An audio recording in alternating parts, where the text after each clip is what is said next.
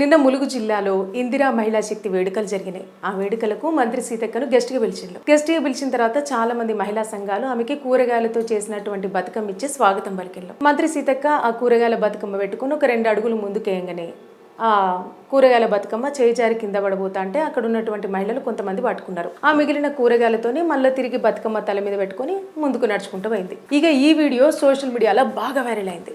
ఎట్లా వైరల్ అయిందంటే బీఆర్ఎస్ ప్రభుత్వంలో ఉన్నటువంటి తెలంగాణ తల్లి విగ్రహం ఫోటో ఇప్పుడు కాంగ్రెస్ ప్రభుత్వం వచ్చిన తర్వాత తెలంగాణ తల్లి విగ్రహం ఫోటో పెట్టి పక్కన పెట్టి వైరల్ చేస్తున్నారు. ఎందుకంటే బీఆర్ఎస్ ప్రభుత్వం ఉన్నప్పుడు తెలంగాణ తల్లి విగ్రహం ఏ విధంగా ఉండే, పూర్తిగా నల్లతోని తలపైన కిరీటం, ఒక చేతిలో బతుకమ్మ, ఇంకో చేతిలో మొక్కజొన్న, సో ఈ విధంగా ఉండే. ఇప్పుడు కాంగ్రెస్ ప్రభుత్వం వచ్చిన తర్వాత తెలంగాణ తల్లి విగ్రహాన్ని రూపురేఖలు మార్చేస్తుంది. ఒంటి నిండా నగలు తక్కువైనాయి, తల మీద కిరీటం లేదు, చేతిలో బతుకమ్మ లేదు.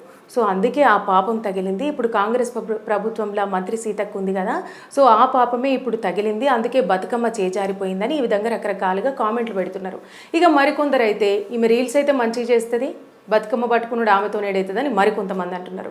ఇక మరికొంతమంది ఏమంటున్నారంటే ఆ సోరకాయలు ఉన్నాయి కింద, బాగా వెయిట్ ఎక్కువ ఉంది, అందుకే పట్టుకోరాక సడన్గా కింద పడిపోయినాయి, కూరగాయల వెయిట్ ఎక్కువైంది అని ఇంకా మరికొందరు అంటున్నారు. సో ఈ విధంగా ఒక్కొక్కరు ఒక్కో విధంగా కామెంట్లు పెడుతున్నారు.